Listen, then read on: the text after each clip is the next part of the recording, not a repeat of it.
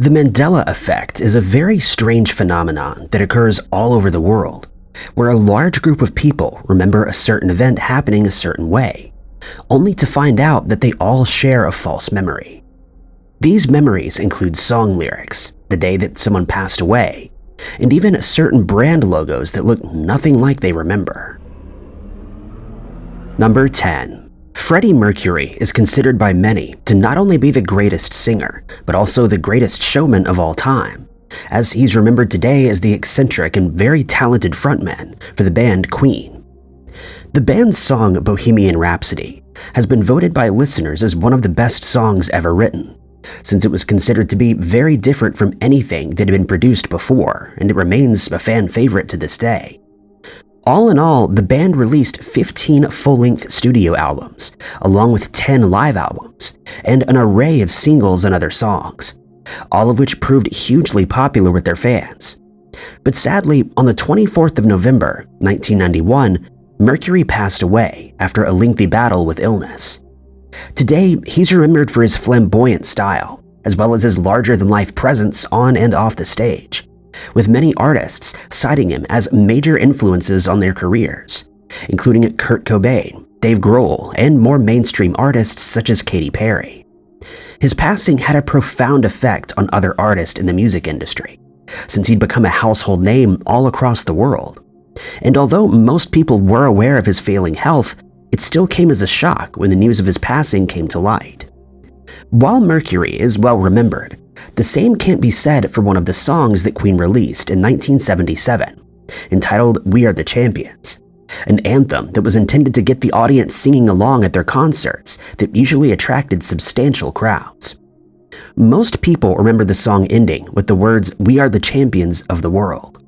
But the reality is that the last three words were never sung at the end of the song on its original release, leaving many people doubting their own memories, since they're convinced that they remember the song ending in this fashion.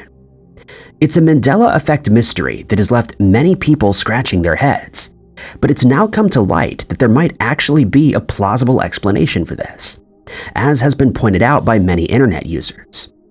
If you were one of the fans who heard the song for the first time after buying their album News of the World, you'll remember the song simply ending with the line, "We are the champions." But if you heard it on the release of their greatest hits CD, you'll be more familiar with the song ending with the words, "of the world." It isn't known why this change was made with the later release, but it explains why so many people were affected by this Mandela effect mystery. Some people would go as far to say that this isn't an example of the Mandela effect, but it would be a stretch to assume that they were all fooled by two different releases, since not everyone would have heard both versions of the song. A more likely explanation would be that since the "of the world" section is sung at the end of each chorus except the very last one on the original release, they merely expect the song to end this way, since they're erroneously remembering the first few choruses, something that could very easily happen with a catchy song such as this one. Whatever the case may be, the song lives on in both rock and pop music history, and thanks to its anthemic sound, continues to inspire those who hear it, whether they know all the lyrics or not. Number 9. There are very few households around the world that are not familiar with the board game Monopoly. While the game is a lot of fun to play, it can also be very divisive, especially among those who take it a little too seriously. It's also the source of one of the most prominent Mandela effects, but few people know that its creation also has a complicated history, since it wasn't always known as Monopoly, but started out as the landlord's game. The first version was created by a woman named Elizabeth Maggie, and the patent for her game was granted on the 5th of January, 1904. In her own words, the game was intended to show a practical demonstration of the present system of land grabbing with all its usual outcomes and consequences. The game would eventually be published by the Economic Game Company of New York, after it was established by Elizabeth and a few others in 1906. It was only in 1932 that street names were added to the board when a new version was released by the Ad Game Company. This version was also known by the name of Prosperity. By 1920, the game had evolved further and was much closer to the version that we know today. Firstly, it was now known as Monopoly after undergoing a few name changes. It now also included real-world street names, and players had the opportunity to add buildings to their owned properties, making the game more complicated, but also much more exciting. In 1933, a man named Charles Darrow created an improved version of the game, and he copyrighted it to his name, making him a very rich man since the sale of the game skyrocketed with its improved packaging and enhanced design. 1936 saw the introduction of Mr. Monopoly, also known as Milburn Rich Uncle Pennybags, the character that's synonymous with the game, and this is where the Mandela effect comes into play. Most people will tell you that the character has a white mustache, wears a top hat along with the rest of his smart dress sense, and he also wears a monocle. But this is where they're wrong. Mr. Monopoly has never worn a monocle, despite the insistence by many fans of the game that they distinctly remember his image and that it included said monocle. It might be that people remember him that way since the game deals with money and acquiring as much of it as possible. Since monocles are often associated with wealth, it would make sense for Mr. Monopoly to wear one, but the reality is that it simply isn't the case. It's also been suggested that the Mr. Monopoly character is being confused with that of Mr. Peanut, the mascot of the Planters Snack Food Company, which is owned by Hormel, since he does indeed wear a monocle and also carries a cane, just like the Monopoly mascot. It's also been suggested that he's often confused with Julius Pringle, the mascot for the Pringles Potato Chip Company, but this is yet another error, since he also doesn't wear a monocle. Number 8. In the world of movies, there's one accolade that stands out above the rest: the Oscars. While some actors have won this award multiple times, there are many others who, while being very talented at their craft, have been overlooked or have had the bad luck of ending up in the same category as another even better actor. One of these actors is Leonardo DiCaprio, who's probably best known for his role in the hugely successful film Titanic, in which he portrays the role of Jack Dawson, a struggling artist and third-class passenger aboard the ship, who eventually falls in love with Kate Winslet's character, Rose. The film was hugely successful, and many fans felt that DiCaprio deserved an Oscar for his acting performance, but it wasn't meant to be. He was nominated for Oscars in the past for his roles in the movies What's Eating Gilbert Grape, The Aviator, Blood Diamond, and The Wolf of Wall Street, but left empty-handed. But his Oscar drought came to an end in 2016 when he won the Best Actor award for his role in the movie The Revenant, and his fans were obviously delighted. But there were many people who believed that this was his second win. In another case of the Mandela effect, many internet users took to their social media accounts to state that he'd won yet another Oscar, only to be told that it was his first one and that he'd never received the award before. This caused a lot of confusion since people claimed to remember his acceptance speech at the previous ceremony where he had won, and they even took to the internet to search for this speech, but obviously came up empty-handed. Others stated that when they saw him accepting his award, they felt a strong sense of déjà vu, since his acceptance speech sounded eerily similar to his previous one. They were reminded that DiCaprio had won a BAFTA award in the past, and that they might be confusing the two ceremonies, but they were adamant that they were recalling the Oscars. Others referred to the outfit that he was wearing while accepting the reward, stating that it was also similar to the one that he'd worn during his last win. But it was suggested that he likely wore a similar outfit while accepting one of his other awards in the past. There's a similar case to be made with another actor, Johnny Depp, who many people feel must have won an Oscar at some point in his career, since the movies that he stars in are typically very well received, and because he's considered to be a great actor. But the reality is that he never won an Oscar, despite being nominated for the award 3 times, in 2004, 2005, and again in 2008. Many of his fans are surprised when they learn that he has never won, but chances are that he will eventually take the award home. As for the DiCaprio case, there are even people who state on online threads such as Reddit that they believe there's been some kind of slip in our timeline, since they cannot get over the fact that he's only won once.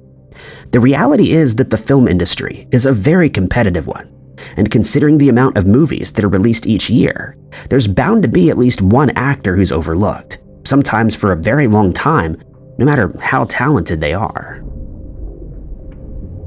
Number 7. There are very few film franchises that have as devoted and knowledgeable a following as Star Wars. Since the first of these movies was released in May of 1977, it's been hailed by science fiction fans as one of the best film franchises to ever be produced, though the more modern releases are less popular. The films have many iconic scenes that not only kept fans entertained, but often sat on the edge of their seats as good battled evil on unique landscapes and never-before-seen spacecraft that appealed to the imaginations of millions of moviegoers.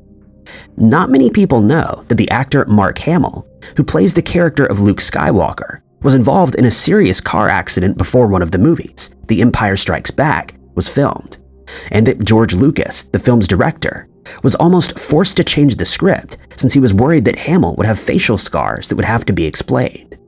But luckily, he made a full recovery before filming started. It's also a little-known fact that the Emperor who appears in the film was played by a woman, special effects artist Rick Baker's wife, Elaine. The character's voice was that of Clive Revill, but the physical performance was acted out by Baker's wife. Undoubtedly, the most famous scene in the movie, even among those who aren't dedicated fans, is when Luke Skywalker and Darth Vader, the film's antagonist, face off in a lightsaber battle, while Luke is still under the impression that Vader ended his father's life. In this iconic scene, Skywalker accuses Vader of this very act, but is then surprised by Vader's revelation that he is in fact Skywalker's father. And you may have even quoted the line yourself as, "Luke, I am your father." But this is once again a Mandela effect that has played tricks on people's minds. The actual line in the film is, "No, I am your father," a fact that's left many people in disbelief, as even some of the most hardened Star Wars fans were convinced that it was the former line. It could be that the line was simply misheard by most people, thanks to the strange nature of Vader's voice, or that adding the name Luke to the line when quoting the movie adds context. But the reality is that one of the most quoted movie lines in all of film history is usually misquoted. Number 6. The Mandela effect isn't just reserved for misheard lyrics, misquoted movie lines, and company mascots, as it's often observed when people think back to images from their childhoods, whether they represent food companies, clothing brands, or even famous paintings. As is evidenced by the fact that many people recall seeing a turkey leg in a painting of Henry VIII when there's never been one. Some examples include the Oscar Mayer food brand that many people are convinced was actually spelled M-E-Y-E-R rather than M-A-Y-E-R at some point in the past. But this is likely because the actual spelling is far less common. Then there's debate around a famous brand of peanut butter that most people seem to remember being called Jiffy, but they're shocked when they learn that it's always been called Jif, not Jiffy. Most people who try to explain this false memory think it's likely because people are getting confused between other brands such as Jiffy popcorn and Skippy peanut butter. And it's easy to see why this could happen, since Skippy is a far catchier name and hence much easier to recall. Another of these misremembered brands is a hugely famous cereal brand that most of us would have eaten plenty of when we were kids, Kellogg's Fruit Loops, being spelled with a double O in the word fruit, while thousands of people are convinced that it was actually spelled as fruit, F-R-U-I-T. This is one of the easier Mandela effects to explain, since we use the word fruit all the time, and so expect it to be spelled in the traditional way. But it's hard to believe that thousands of children looked at this cereal box day after day without realizing that it had an alternate spelling. A similar Mandela effect can be seen in the spelling of the cartoon franchise Looney Tunes. Since it deals with weird and wacky cartoon characters, it's easy to understand why someone would expect the spelling of tune to be T-O-O-N, but it's always been spelled as T-U-N-E, and has never changed.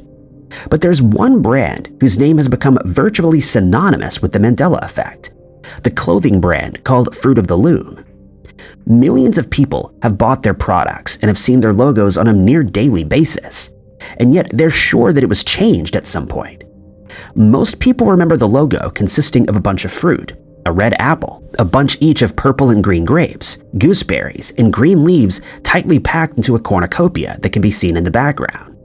But once again, the reality is that this is a false memory. The logo has never contained a cornucopia, a fact that has since been reiterated by the company itself, since it's been inundated with queries from people who refuse to accept that the logo has always remained the same. The memory is so vivid with some people that one TikTok user named Nicole made it her mission to find the original logo, and some of her videos on the subject have received hundreds of thousands of views. In the comments section of her videos, viewers have expressed their disbelief that there was never a cornucopia on the logo, with some going as far as to state that there's some kind of foul play involved. One commenter suggested that it's one big marketing ploy, and that the original logo was changed with the sole purpose of starting a conversation about the brand. And if this were true, it was certainly successful. Another stated that they didn't even know what a cornucopia was before they saw the Fruit of the Loom logo, and that they took this as proof that the logo was changed at some point.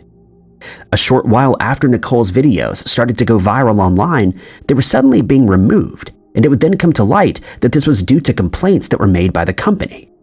They tried to make light of the situation by commenting, "While there was never a cornucopia, we love the dedication," but continued to report the videos since it wasn't a fair representation of the brand.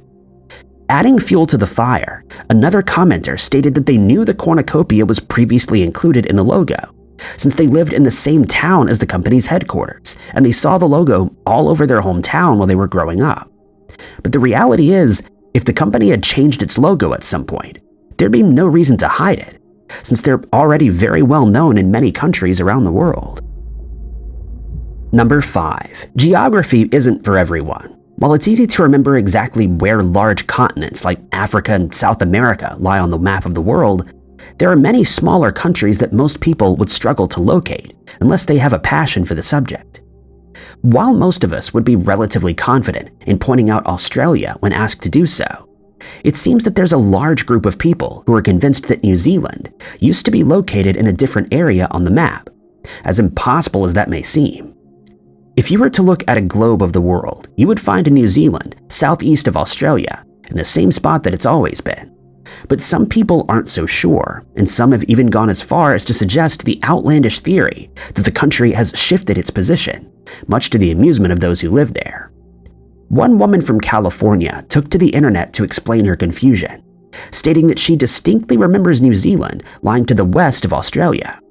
She added that she bought a globe of the world 16 years ago, and on one occasion she started thinking about Australia and New Zealand, since she didn't know much about either country. To remedy this, she decided to find them on the globe so that she would remember their positions in the future. And when she located New Zealand, she made a mental note that it lies just west of Australia. Needless to say that she was shocked when sometime later she learned that it's actually situated to the south, and that she was mistaken despite her mental note to the contrary. And she isn't the only one. One Reddit user took to the platform to state that they're well-educated, well-traveled, and that they've lived in several different countries during their life. They'd even won a plaque as an award for geography while they were in school. But when they looked at a globe of Earth recently, they were flabbergasted to learn that they'd misremembered New Zealand's location for decades. They added that as soon as they realized this, it felt like someone had pulled the rug out from under them, since they'd always had a keen interest in geography and had never made this kind of mistake before. Then there are those who have taken this Mandela effect case to an entirely different level, going as far as to claim that the country has, in their opinion, shifted position without anyone being aware of it. But this is an easy case to disprove. If you were to compare a current map of the world to one that was printed a few decades ago, you would indeed find New Zealand in the exact same spot that it lies today. These claims have been met with a mixture of reactions online, with many New Zealanders finding it humorous that someone from the United States would try to convince them that their own country is now situated in a different area.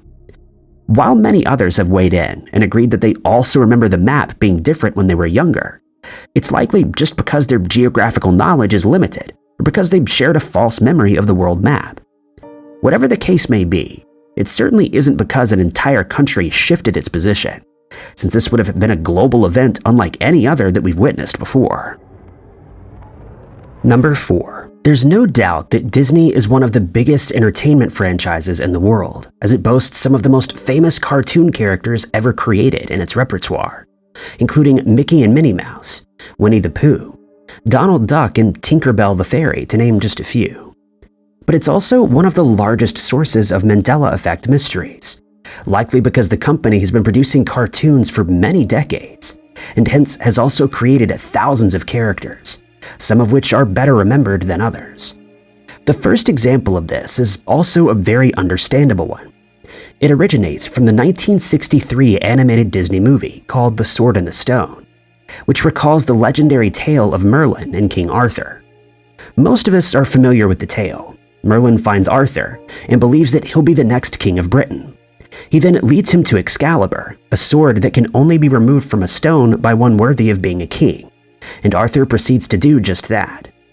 So it comes as no surprise that most people who have seen the movie recall a young, blonde-haired boy pulling Excalibur from a large boulder. But quite inexplicably, this isn't what happened in the movie.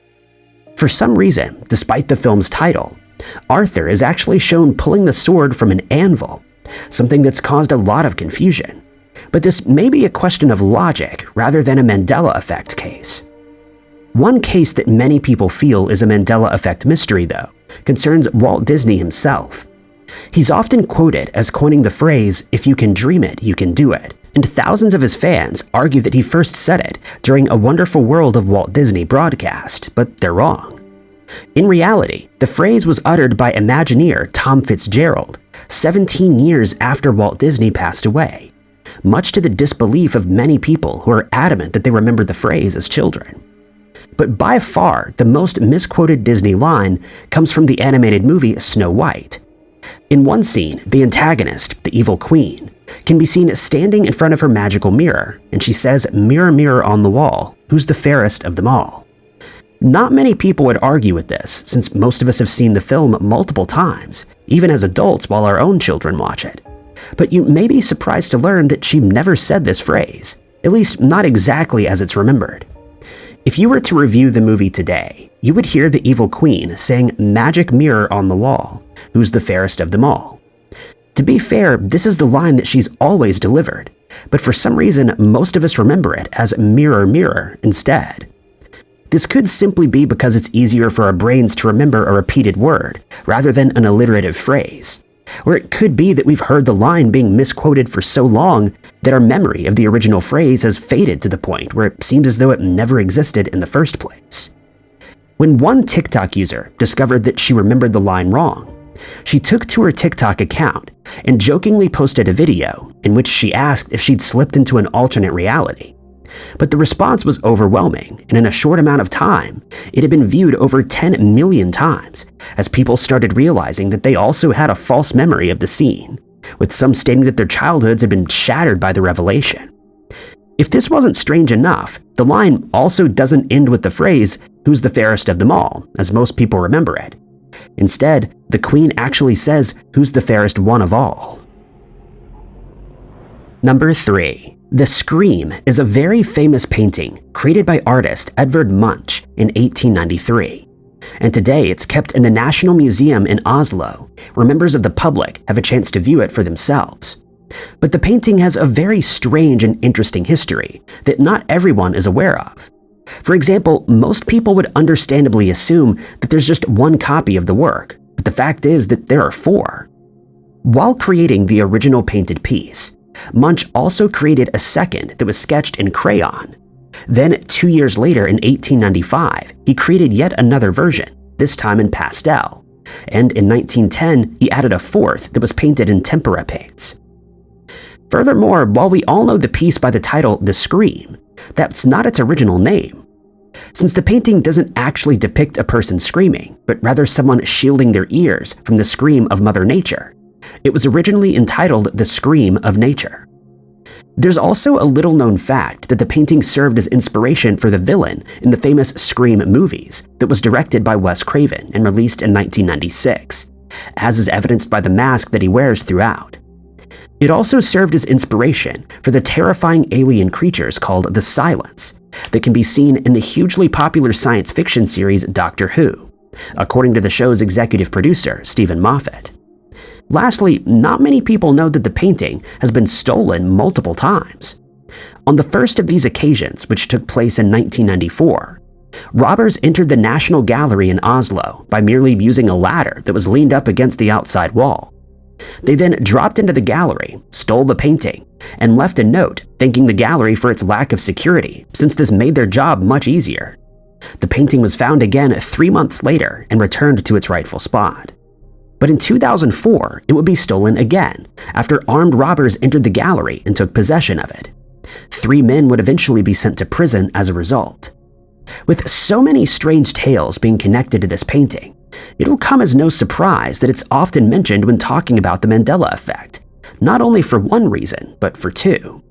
The first is easily debunked, since some people claim to remember that it was originally created by Vincent van Gogh, but it's general knowledge that Munch is the one and only artist responsible. The second is a little more ambiguous, since people have recently started coming forward and admitting that they've never noticed the gold bracelet that can be seen on the figure's right wrist. One Reddit user stated that they'd seen the painting hundreds of times before, and they were certain that the bracelet wasn't there before, though this is of course impossible since it's never been altered.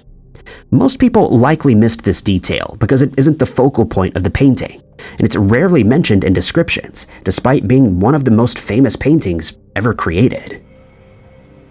Number 2. The movie Star Wars: The Force Awakens was released in December of 2015, and to say that it was successful would be a massive understatement.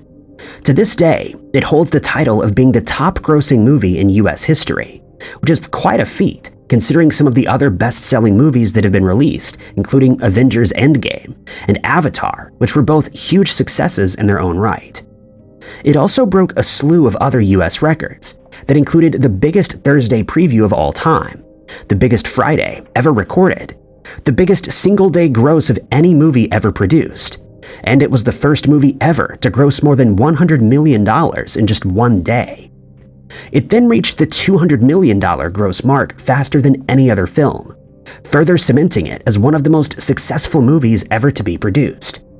It even outperformed its hugely popular prequels, which were received with mixed reviews.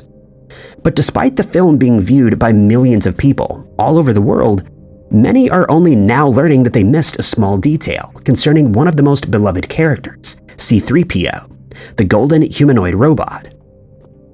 Many fans were shocked to learn that the robot is in fact not entirely gold, as one of its legs is actually silver. Since there are many dedicated Star Wars fans out there who assumed they knew everything there is to know about the movies, it sent them reeling when they discovered that they were, in fact, wrong. There are also multiple theories as to why C-3PO has mismatched limbs. One suggestion is that the suit was very tight and uncomfortable, and that the original gold leg plate split at one point, after which it was replaced with a silver one. Others believe it was completely intentional, since George Lucas wanted the Star Wars universe to look as authentic as possible. Since many of the ships and other vehicles in the movies appeared to have been fashioned from spare parts, it would make sense that if a robot were to lose a leg, it would simply be replaced by whatever material was on hand, and hence he ended up with a silver leg. But viewers were at a loss as to how they could have so easily overlooked such a glaring detail, since the movies are constantly being discussed in online forums, YouTube videos, and even dedicated fan sites. The explanation is much simpler than you might think.